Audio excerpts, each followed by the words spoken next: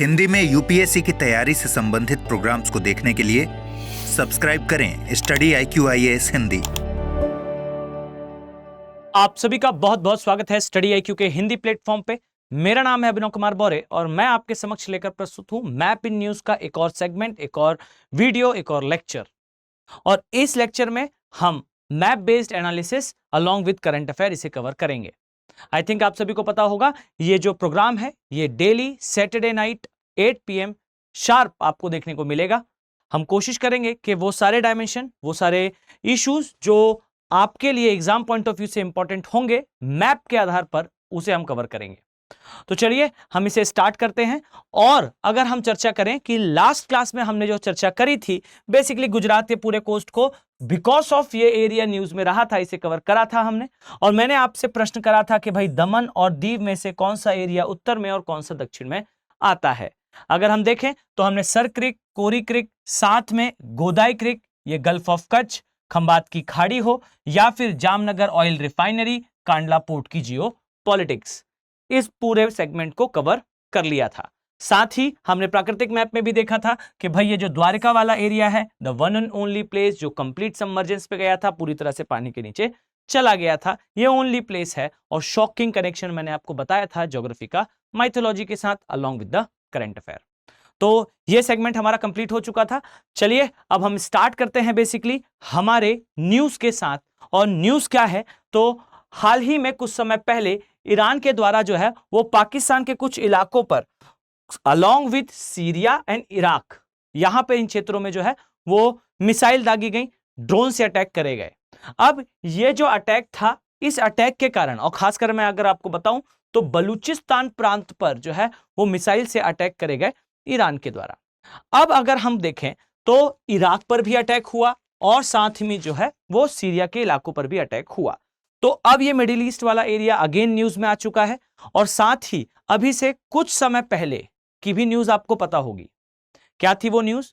तो I think आपको ध्यान होगा भाई कि जो पाकिस्तान का ग्वादर पोर्ट है, उस ग्वादर पोर्ट पर भी एक टेरर ग्रुप ने, बलूचिस्तान लिबरेशन फोर्सेस, इस ग्रुप ने जो है वो अटैक करा था, जिससे चाइना के लिए समस्याएं और ज्यादा बढ़ती हुई दिखाई दी थी। अब चूंकि दो न्यूज अलग अलग एंगल से इस बारे में आ चुकी हैं रिसेंटली, हम प्रयास करेंगे कि इस एरिया की पूरी जियोपॉलिटिक्स अलोंग विथ मैप इसे समझने का प्रयास करें। तो आइए इसे देखते हैं। यहां आपको दिखाई देगा मेनली ये पाकिस्तान की जो बॉर्डर्स हैं इसे शो करेगा। यहां ध्यान से देखें तो ये जो ऊपर वाला पार्ट दिखाई दे रहा है ये है अफगानिस्तान वाला एरिया, ये है बेसिकली अफगान एरिया, यानी कि पाकिस्तान की जो उत्तरी बॉर्डर है ये अफगानिस्तान के साथ लगती है। साथ ही यहां आप देखेंगे तो ये जो पोर्शन आपको दिखाई दे रहा है ये ईरान वाला पोर्शन है। डन, मतलब ये जो बॉर्डर्स आप देख रहे हैं ये बॉर्डर्स हैं बेसिकली ईरान की बॉर्डर्स, जो कि पाकिस्तान के किस भाग में आएगा? पश्चिमी भाग में। डन, इसके पश्चात पाकिस्तान की जो उत्तरी बॉर्डर है ये लगती है बेसिकली अफगानिस्तान के साथ। अब देखिए इसके पश्चात हमारा एरिया आएगा विच इज ग्रेट इंडिया का पोर्शन। फाइन, सो ये हुआ दुष्ट पाकिस्तान का एरिया। यहां पर है ईरान वाला area, this one is Talibanisation वाला एरिया विच इज अफगानिस्तान का। और जो नीचे आपको दिखाई दे रहा है विच इज हमारा पोर्शन, पूर्वी भाग, यानी कि पाकिस्तान के पूर्वी क्षेत्र में इंडिया, एग्जैक्टली पश्चिमी एरिया में ईरान, उत्तरी भाग में आपको दिखाई देगा अफगानिस्तान, और जो निचला पोर्शन है यहां पर है अरब सागर। ठीक है, अब यहां पर कुछ चीजें आप देख सकते हैं और इसे नोट डाउन भी करेंगे। ये है भाई, ये वाला जो एरिया है ये है फारस की खाड़ी। डन, ये फारस की खाड़ी वाला एरिया है और फारस की खाड़ी से सबसे लंबी बॉर्डर बनाता हुआ आपको दिखाई देगा ईरान। क्लियर है? अब इसके बाद जो ये बचा वाला पोर्शन है, यहां ध्यान से देखिए तो पाकिस्तान की जो सीमाएं हैं, ये सबसे लंबी सीमा बनती है पाकिस्तान की अरब सागर के साथ वाया बलूचिस्तान।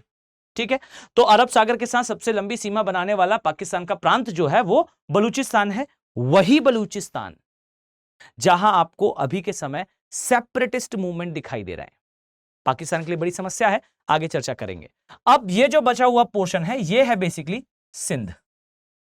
सिंध वही पोर्शन जहां पे पाकिस्तान की मेजॉरिटेरियन जो अल्पसंख्यकों का समुदाय है वो रहता है, यानी कि अधिकांश अल्पसंख्यक जो है वो सिंध प्रांत में निवास करते हैं पाकिस्तान के। और इन्हीं दो प्रांतों के माध्यम से पाकिस्तान जो है वो सीमा बना पाता है अरब सागर के साथ, अदरवाइज लैंडलॉक नेशन हो जाएगा। और यही एक समस्या है बेसिकली पाकिस्तान की कि भाई ये वाला एरिया क्रूशियल है और यहीं आपको दिखाई देगा इस कुछ स्थान पर ग्वादर पोर्ट। ठीक है, तो आपको अब थोड़ा लोकेशनल एनालिसिस समझ में आ चुका है कि पाकिस्तान के उत्तरी भाग में अफगानिस्तान, देन जो पश्चिमी भाग है वहां ईरान, पूर्वी भाग में इंडिया, नीचे आपको अरब सागर दिखेगा और अरब सागर के साथ सीमा बनाते हुए दो राज्य दिखेंगे पाकिस्तान के। एक जो है वो है सिंध, जो कि अल्पसंख्यकों वाला क्षेत्र है, और बाकी का एरिया बलूचिस्तान है जहां सेपरेटिस्ट मूवमेंट चल रहा है। ठन यहां आपको फारस की खाड़ी दिखाई देगी, ये जो पोर्शन आपको दिख रहा है यहां पर जो है ओमान की खाड़ी दिखाई देगी। डन। और यहां पर जो जल संधि है इसे भी थोड़ा मार्क कर ले, याद रखिए ये जल संधि कहलाती है हरमुज की जल संधि। अब हमने आउटर पोर्शन देख लिया भाई पाकिस्तान का। यहां पर एक बात नोट करने लायक है, भारत और अफगानिस्तान की सीमा जो लाइन बनाती है, आई थिंक आपको ध्यान होगा कि भारत और अफगानिस्तान की जो सीमा है ड्यूरेंट लाइन से बनती है, और ये लाइन बेसिकली अफगानिस्तान की जो बॉर्डर है इसे फॉर्म करती है, यानी कि अफगानिस्तान और पाकिस्तान की सीमा भी ड्यूरेंट लाइन ही डिसाइड करती है। अब यहां समझिए, अगर मैं आपसे कहूं कि ये जो क्षेत्र है, ये जो इलाका है, यहां पर जो पाकिस्तान की पॉलिटिक्स है, खासकर कुछ प्लेसेस जहां पर बमबार्डिंग करी गई, हम उन प्लेसेस पर आएंगे और फिर और ज्यादा डिटेल में चलेंगे। उसके पहले आइए थोड़ा नक्शे पर समझ लें पाकिस्तान के पूरे प्रोविंसेस को। वन, अब यहां ध्यान से देखिए, आपको दिखाई देगा सबसे पहला और सबसे इंपॉर्टेंट ये जो पोर्शन है, ये है बलूचिस्तान का एरिया। ठीक है, ये पाकिस्तान का सबसे बड़ा जो प्रांत है यानी कि स्टेट है वो है बलूचिस्तान। ओके, और बलूचिस्तान में एक्टिव है बलूच लिबरेशन फोर्सेस, यानी कि वो फोर्सेस जो बेसिकली आर्म्ड मैनर में यानी कि सशस्त्र विद्रोह के माध्यम से पाकिस्तान से अलग होकर एक अलग देश बनाने की डिमांड कर रहे हैं। ठीक है, यह कहलाता है बलूचिस्तान वाला एरिया। डन, आई थिंक आपने नोट डाउन कर लिया होगा। ओके, अब ये जो बलूचिस्तान है, इसके अलावा यहां पर इसकी कैपिटल क्वेटा ये आपको दिखाई देगी इस स्थान पर। डन, जो कि बेसिकली कौन सा एरिया है, जो कि बेसिकली बलूचिस्तान का उत्तरी भाग है। ओके, अब इसके ऊपर देखें ध्यान से, ये जो पोर्शन आपको दिख रहा है, ओके, ये कहलाता है खैबर पख्तूनवा। ठीक, ये जो खैबर पख्तूनवा स्टेट दिख रहा है, याद रखिएगा ये बेसिकली पाकिस्तान का सबसे उत्तरी राज्य है, उत्तरी प्रोविंस है। और प्रॉब्लम की बात पाकिस्तान के लिए यह है कि अफगानिस्तान में जब से आया है तालिबान, तब से तालिबानाइजेशन के बाद से हमेशा तालिबान का यह कहना है कि भाई खैबर पख्तूनवा वाला एरिया अफगानिस्तान का है, यानी कि अफगानिस्तान यहां पर अपने क्षेत्र का प्रोक्लेमेशन देता है।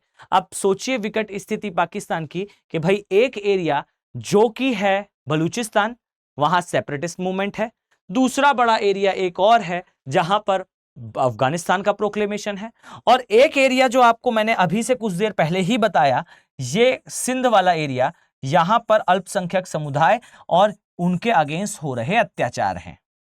अब अगर इन तीनों ही क्षेत्रों में कोई गड़बड़ी होती है तो पाकिस्तान का नियर अबाउट 70% एरिया आपको जाता हुआ हाथ से दिखाई देगा। फाइन, अपने विचार कमेंट सेक्शन में बताइएगा कि आप क्या समझते हैं इस बात से कि क्या पाकिस्तान के आने वाला भविष्य है। ठीक है, चलो आगे बढ़ते हैं। यहां ध्यान से देखिए, आपको जो मेनली पोर्शन दिखाई देगा जहां पंजाब की पॉलिटिक्स, जहां पर पाकिस्तान की पूरी पॉलिटिक्स कॉन्सेंट्रेटेड है, वो ये वाला पोर्शन है विच इज पंजाब वाला एरिया। ओके, तो ये एक पोर्शन हुआ हमारा कंप्लीट जहां पर हमने पाकिस्तान का एक पॉलिटिकल मैप को समझा है। अब अगर हम थोड़ा आगे बढ़ें और पाकिस्तान के फिजिकल मैप को ध्यान से देखें, तब आपको समझ में आएगा कि एग्जैक्टली पाकिस्तान किस प्रकार से ज्योग्राफिकली डिवाइड होता है। चलिए अब यहां देखेंगे ध्यान से, तो आपको सबसे पहले तो यह देखना है कि जो पाकिस्तान है इसको हम कहते हैं कि ये उच्च भूमि वाला देश है।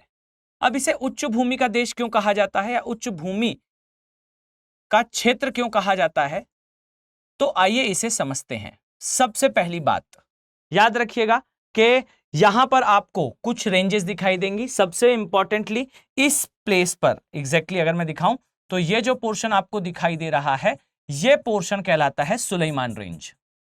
ओके, तो ये सुलेमान रेंज का पोर्शन है जो पाकिस्तान के बिल्कुल सेंट्रल से जो है, सेंट्रल वाले भाग से जो है होकर गुजरती है। याद रखिएगा, इसी के नीचे आपको सिंधु नदी का एरिया देखने को मिलता है। डन। जहां पर आपको नीचे वाले भाग में इस प्लेस पर पंजाब वाला एरिया मिलेगा। ओके, अब इसके पश्चात आपको दो रेंजेस और ध्यान से देखनी है।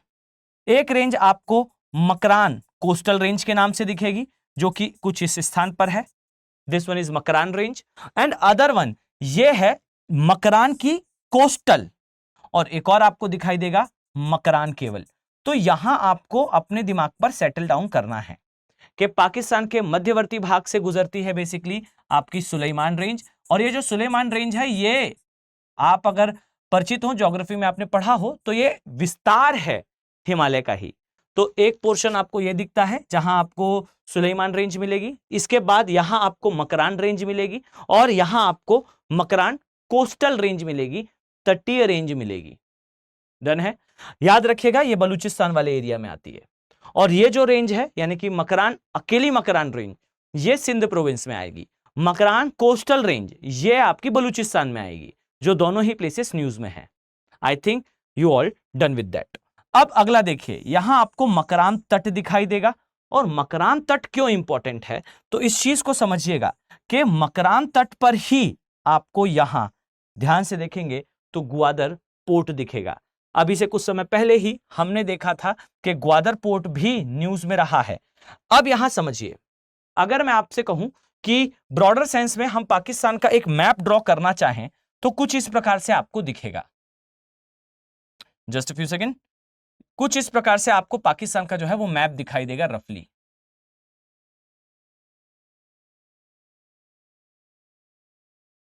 ओके,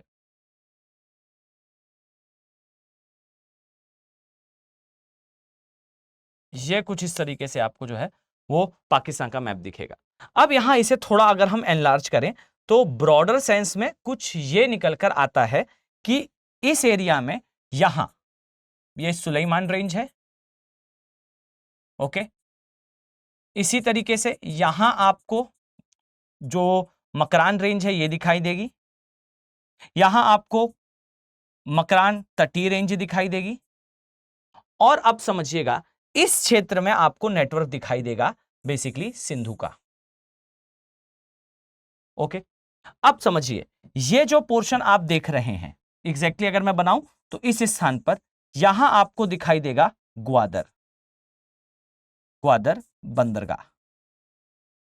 यहां से चाइना निकाल रहा है जिसे हम कहते हैं CPEC, China Pakistan economic corridor.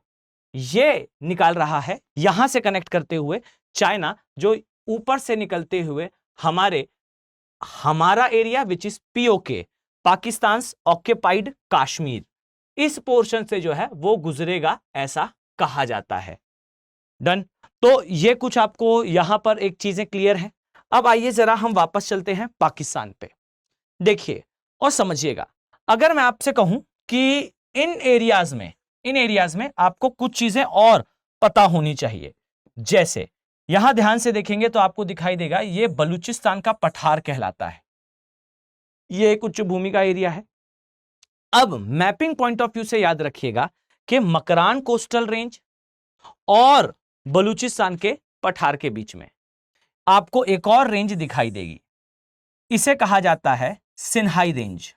ठीक, तो मैपिंग पॉइंट ऑफ व्यू से सिन्हाई रेंज याद रखिएगा, ये बलूचिस्तान के पठार और मकरान, वो भी कोस्टल मकरान रेंज, इसके बीच में आती है। आई थिंक आपने इस चीज को नोट डाउन कर लिया होगा। अब अगर हम इसे यहां देखें, दूसरे मैप पर अगर हम देखने का प्रयास करें तो कुछ इस स्थान पर आपको जो है ये पठारीय भाग दिखता है which is called as Balochistan का पठार, और यहां कहीं पर आपको जो है वो एक और रेंज दिखाई देती है विच इज सिन्हाई रेंज। ओके, तो कुछ इस तरीके से आपको पाकिस्तान का मैप जो है वो दिखेगा। अब आते हैं हम उस पार्ट पर जहां पर अटैक हुआ है। अब मैं इसके बारे में सारी जानकारी आपको दूंगा ही, डोंट यू वरी। पर यहां मेरा आपसे एक प्रश्न है, जरा वीडियो को यहां पॉज करें, एटलस उठाएं, पॉलिटिकल मैप खोलें और ट्राई करें कि सभी लोग अपने साथ एटलस जरूर लेकर बैठें। रीजन इज कि मैं क्लास के बीच में ही आपसे कहूंगा कि भाई वीडियो को एक बार पॉज कर लीजिए और एक बार सारे एरियाज को ध्यान से देख लीजिए। तो इस उम्मीद के साथ कि आप सभी ने एटलस रखा है, भाई चीटिंग ना करें और प्रयास करें कि जो एरियाज मैं यहां पर मार्क करूं आप उसे एटलस पर जरूर देखें। अब मुझे वीडियो पॉज करके आप बताएंगे कि ये जो प्लेसेस यहां पर लिखे हुए हैं उनमें से कौन कितने सही सुमेलित हैं।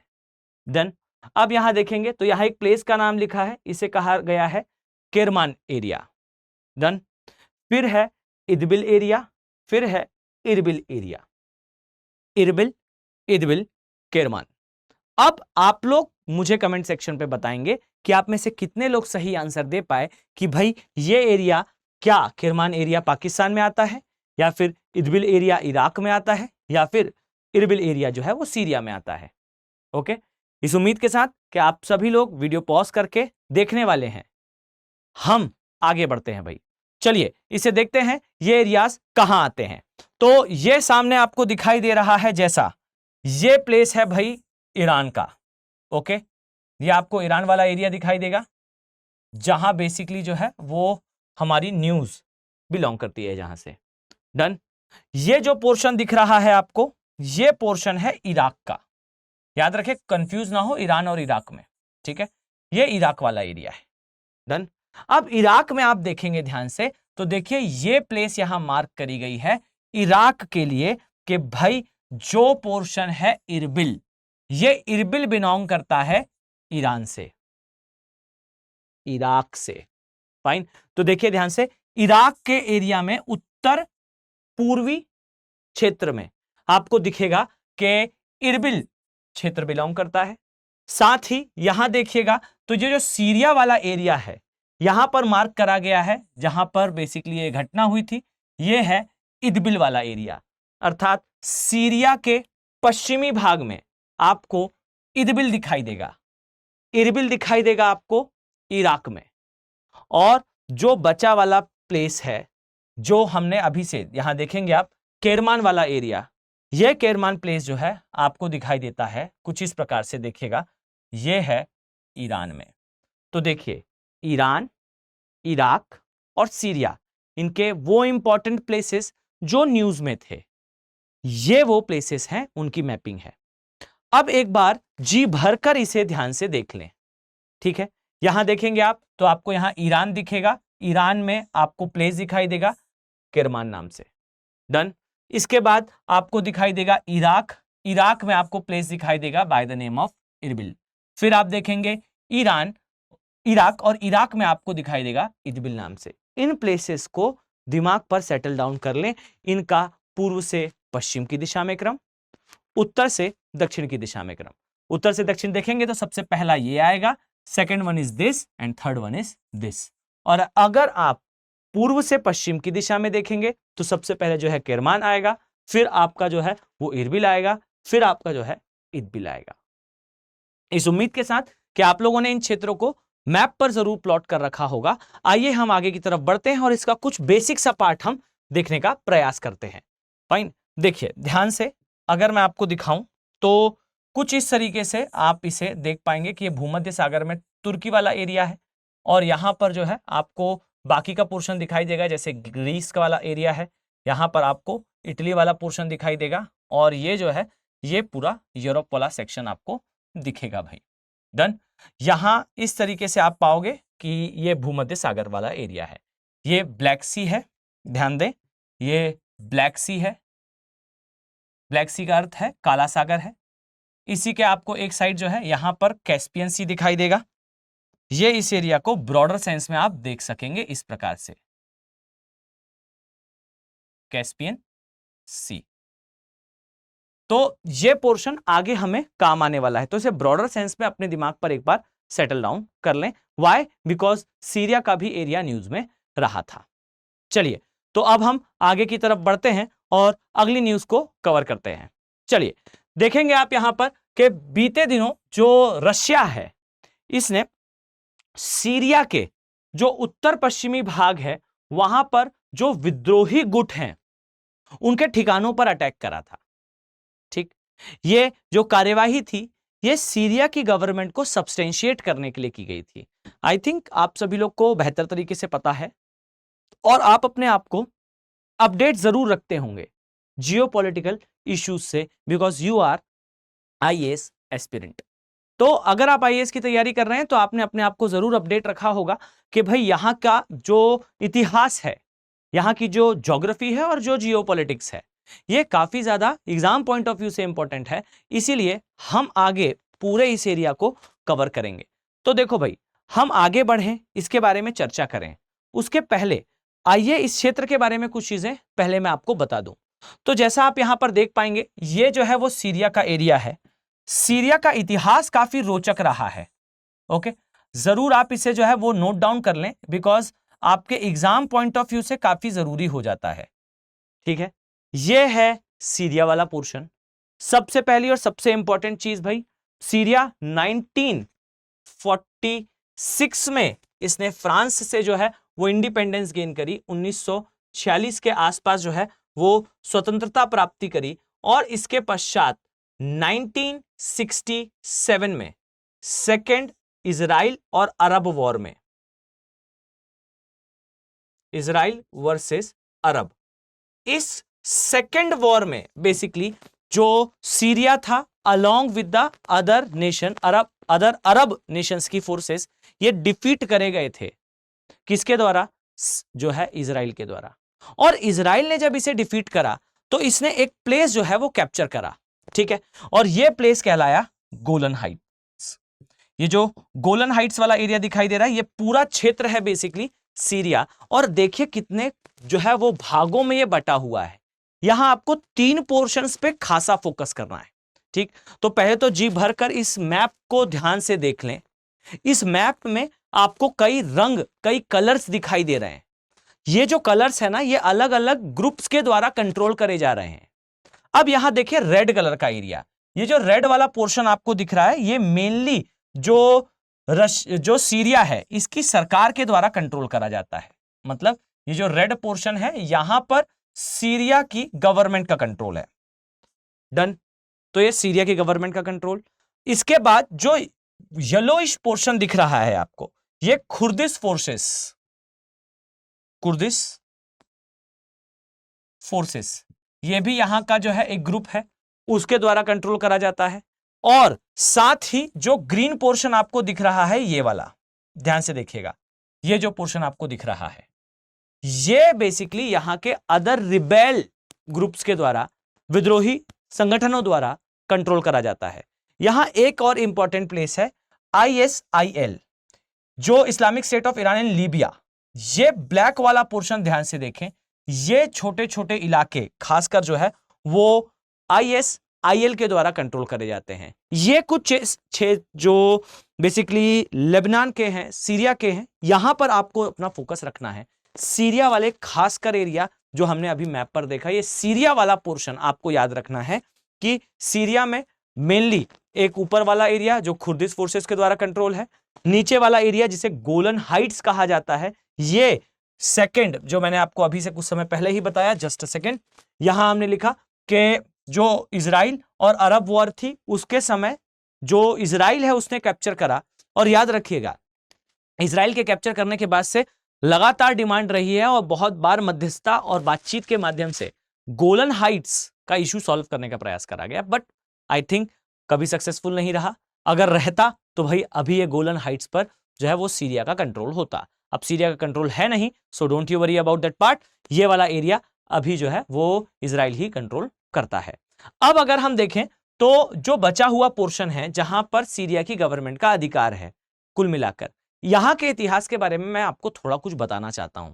ध्यान से देखिए, जैसा मैंने आपको बताया सबसे पहली और सबसे इंपॉर्टेंट बात तो भाई ये है कि जो प्लेस है 1946 में इंडिपेंडेंस लेता है सीरिया, वो भी किसके कंट्रोल से? फ्रांस के कंट्रोल से। 1967 में ये वॉर के दौरान जो है वो अपना एक एरिया जो है वो खो देते हैं, जिसे बेसिकली गोलन हाइट्स के नाम से जाना जाता है। अब ये गोलन हाइट्स हाथ से गया, ये वाला पोर्शन जो है हाथ से निकल गया।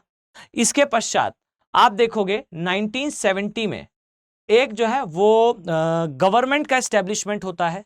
कुछ लोग इसे तानाशाही मानते हैं, या फिर जो सत्तावादी शासन है ये स्टार्ट होता है, जो जिसे कई बार जो है वो गलत वर्ड्स में या फिर कई बार जो है थोड़ा सा रेडिकल फॉर्म में कह दिया जाता है, डिक्टेटरशिप के फॉर्म में। ठीक, अब ये जो डिक्टेटरशिप कह लीजिए या ये जो सत्तावादी शासन है, इसे देखें अगर हम, तो सही सही देखा जाए तो इस एरिया में जो है आपको एक लेक दिखाई देगी। पहले मैं उस लेक का आपको दर्शन करा दूं, लेक अल असद। फाइन, ये जो लेक अल असद है ना, ये उस समय जो शासक थे उनके नाम पर रखा गया है इसका नाम। अल असद बेसिकली हाफिज अल असद, ये जो है वो यहां के प्रेसिडेंट, सत्ताधारी शासक बनते हैं। और जो अभी शासक हैं उनके ये पिताजी थे। फाइन, तो इनका जो है वो शासन स्टार्ट होता है 1970 से, और 1970 से अप टू सन 2000 ये कंटिन्यू करते हैं। और इस दौरान बार बार ये प्रयास करते हैं कि जो इजराइल है इससे अपना गोलन हाइट्स वाला एरिया जो है वो वापस कर लिया जाए। और इस कारण ये जो है वो उस स्थान पर आप पाएंगे कि अपना कंट्रोल स्टैब्लिश करने के लिए हथियार यानी कि वेपन्स का बार बार जो है वो प्रोडक्शन बढ़ाते हैं। और इसी कारण आप पाओगे कि सीरिया में हेल्थ और सैनिटेशन की कंडीशन खराब हो जाती है, और इसी कारण जो है वो सीरिया के अंदर धीरे धीरे करके और भी ज्यादा रिबेल्स, विद्रोही ग्रुप इनके अगेंस्ट स्टैंड ले लेते हैं, और फिर इनके सपोर्ट में आता है जिसे कहा जाता है यूएसएसआर, फाइन, सोवियत यूनियन, जो आगे फिर सपोर्ट कंटिन्यू रखता है। आप पाएंगे कि हाफिज अल असद के जो पुत्र हैं वो जब शासक बनते हैं, बशर अल असद, इनके सपोर्ट पे जो है वो रशिया अभी से कुछ समय पहले ही जो ठिकाने थे, खासकर इस क्षेत्र के जो प्लेसेस थे, वहां पर जो है वो सीरिया को सब्सटेंशिएट करने के लिए, मिलिटेंट ग्रुप्स को कंट्रोल करने के लिए जो रशिया के द्वारा कदम उठाया गया था।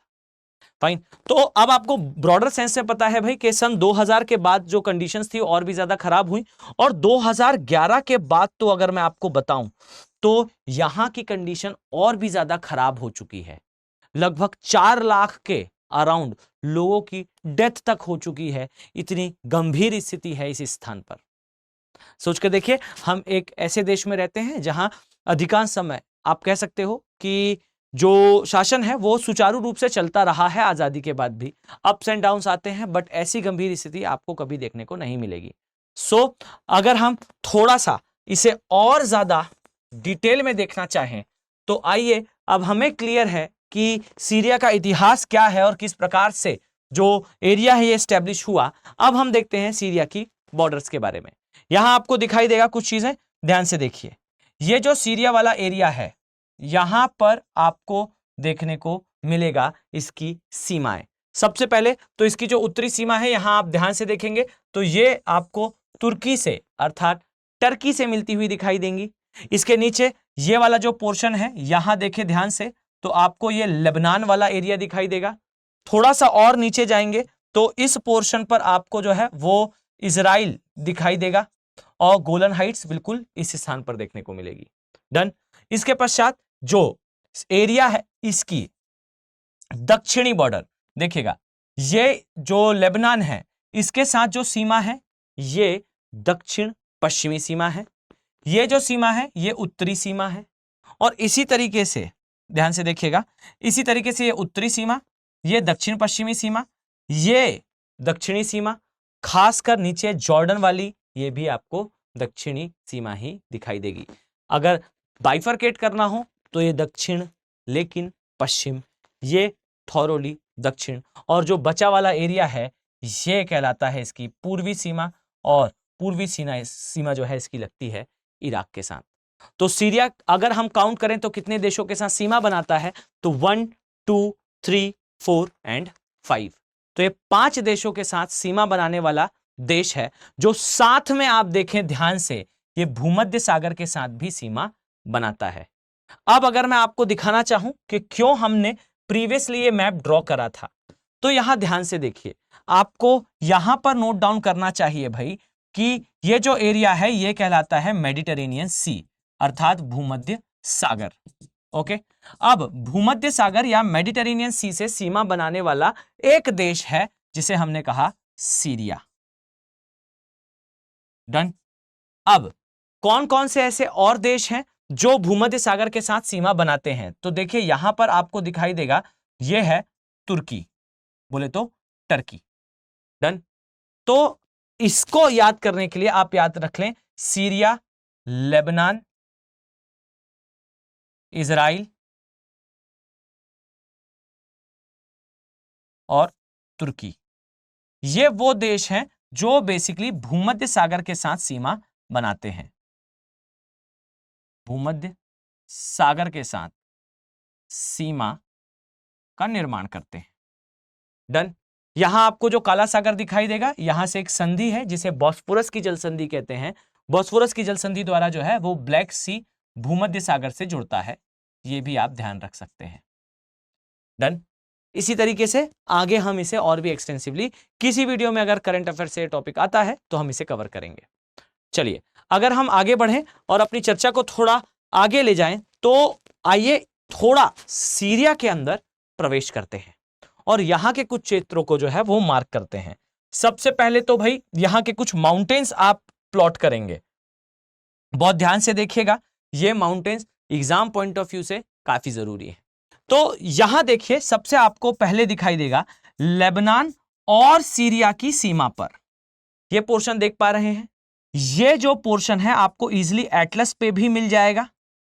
इसे कहा जाता है एंटी लेबनान माउंटेन। डन। अब ये जो एंटी लेबनान माउंटेन है, इसके लिए याद रखिएगा, ये सीमा बनाता है लेबनान और सीरिया के बीच में। तो लेबनान और सीरिया की प्राकृतिक सीमा बनाने वाला एरिया कौन सा होगा? ये होगा Lebanon, no anti Lebanon mountain. Done. अब यहां थोड़ा सा और ध्यान से देखो, एटलस पर मार्क करिएगा। क्यों? क्योंकि ये जो लोकेशनल एनालिसिस है, आपको आई थिंक बहुत बेहतर तरीके से इस बारे में जानकारी होगी कि यूपीएससी ने जब कभी प्रश्न पूछे हैं, मैप बेस्ड प्रश्न पूछे हैं, तो इसी प्रकार से बारीकी से छोटे प्लेसेस को right to left, east to west, या हम कहें कि नदी का उद्गम से लेकर झीलों में स्थित द्वीप तक, इस प्रकार से प्रश्नों को कोट करा जाता है। तो इस उम्मीद के साथ कि आप लोग जरूर इसे मार्क करेंगे। आइए इसे थोड़ा और एक्सटेंसिवली देखते हैं। यहां देखेंगे आप तो जो एंटी लेबनान माउंटेन है, यहां से एक जो है वो रिवर निकलती हुई आपको दिखाई देगी। डन। यहां पर आपको एंटी लेबनान माउंटेन से ओरोंटेस नदी जो भूमध्य सागर में जा रही है, ये निकलती हुई दिखाई देगी। यह आपको सीरिया के किस भाग में देखने को मिलती है? तो ध्यान से देखिए, यह आपको सीरिया के जो है वो पश्चिमी भाग में देखने को मिलती है। अब इसी के साथ यहां पर आप एक और माउंटेन्स देखेंगे। फाइन, ये कौन से माउंटेन्स है? तो इसे देखिएगा ध्यान से, जो सीरिया बॉर्डर बना रहा है भूमध्य सागर के साथ, ठीक, वो बॉर्डर के पास आपको तटीय क्षेत्र में एक और माउंटेन रेंज मिलेगी। ये माउंटेन रेंज कहलाती है अल अंसारिया रेंज। ठीक है, तो ये रेंज है अल अंसारिया रेंज, ये रेंज है बेसिकली एंटी लेबनान रेंज। ठीक है, अब जरा इसके पूर्वी भाग में आ जाइए। ठीक है, तो आपको यहां पर दो रिवर्स देखने को मिलती हैं, ध्यान दीजिए। एक रिवर यहां आपको दिखाई देगी, यह है यूफ्रेटस नदी। डन।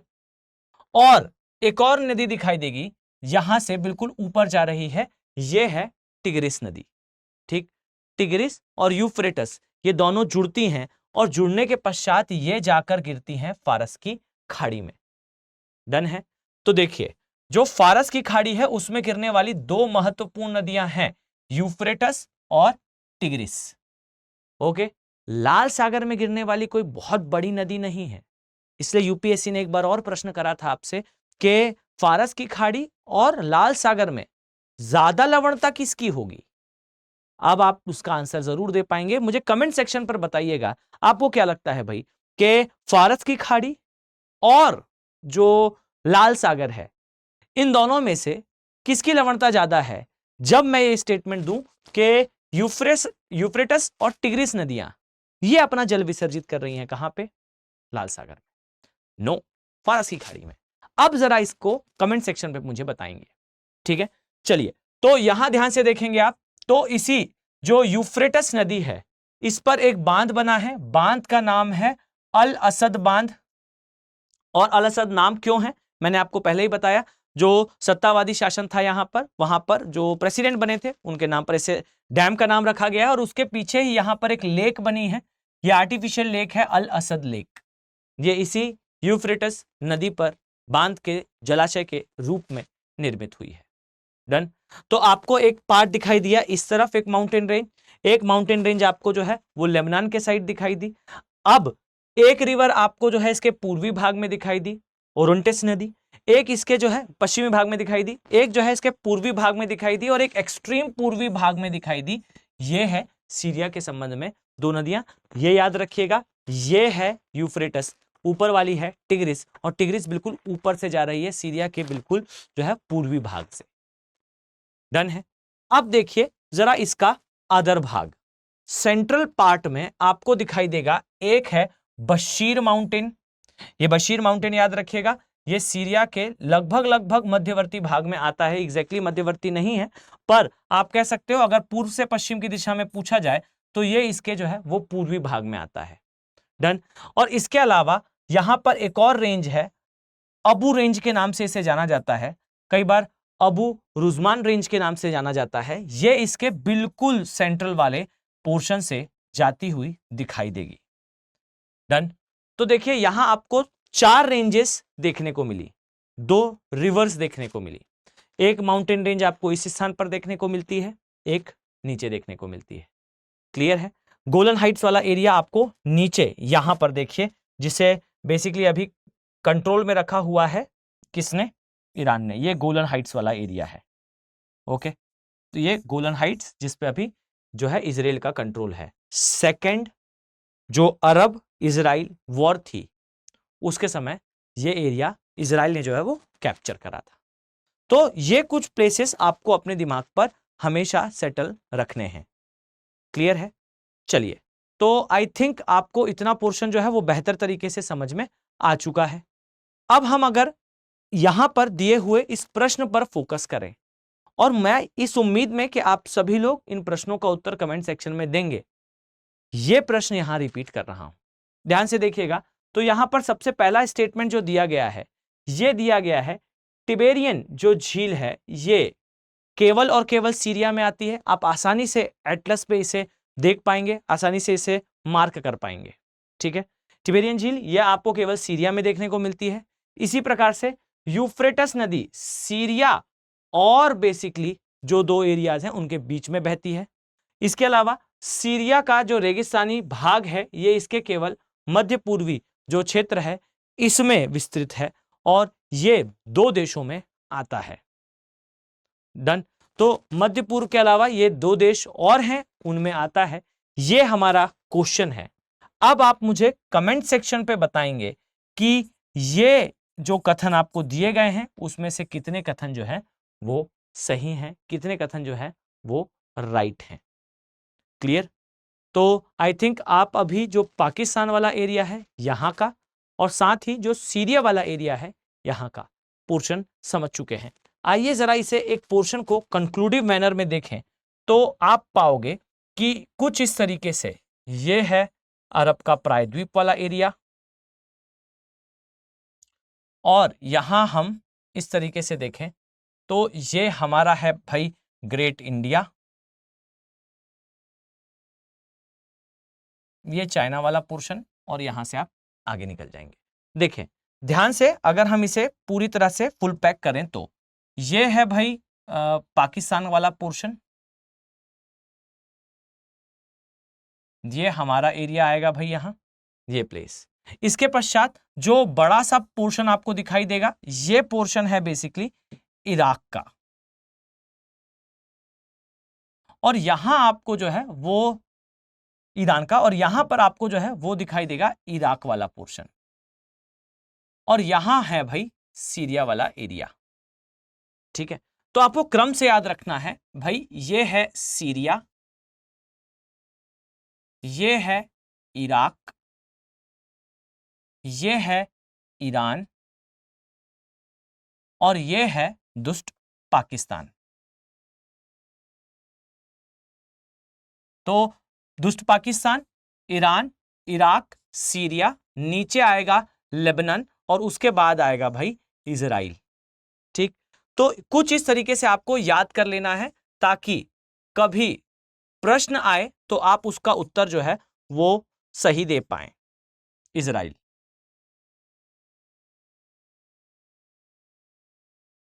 ओके, ये पोर्शन अभी से कुछ समय पहले ही हमने देखा। ये वाला जो एरिया है एग्जैक्टली यहां, ये फारस की खाड़ी है,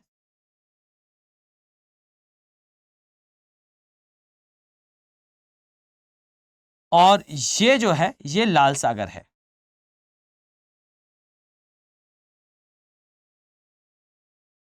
ठीक, तो लाल सागर, फारस की खाड़ी, और ये पूरा एरिया जो हमने अभी न्यूज पे देखा।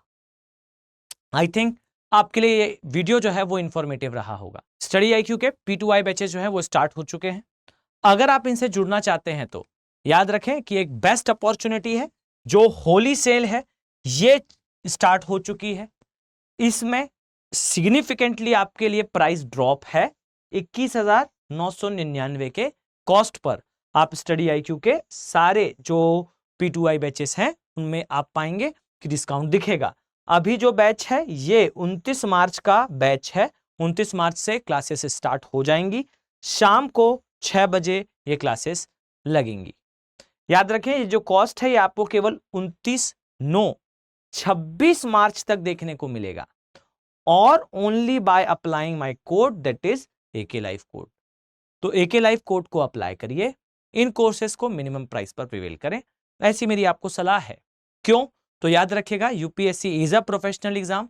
ये एक बड़ा एग्जाम है, प्रोफेशनल एग्जाम है, और प्रोफेशनल अप्रोच से अगर आप पढ़ेंगे तो डेफिनेटली आपके फर्स्ट अटेम्प्ट में एग्जाम को क्वालिफाई करने के चांसेस विल बी हायर। तो इसके चांस ज्यादा होंगे कि आप अपने फर्स्ट अटेम्प्ट में ही अपने एग्जाम को क्वालिफाई कर लें। साथ ही इसमें जो चीजें इंक्लूडेड हैं आई थिंक आपको पता है। इसमें जो है SIP यानी कि सक्सेस इन प्रीलिम्स के नाम से प्री का पूरा क्रैश कोर्स इंक्लूडेड है।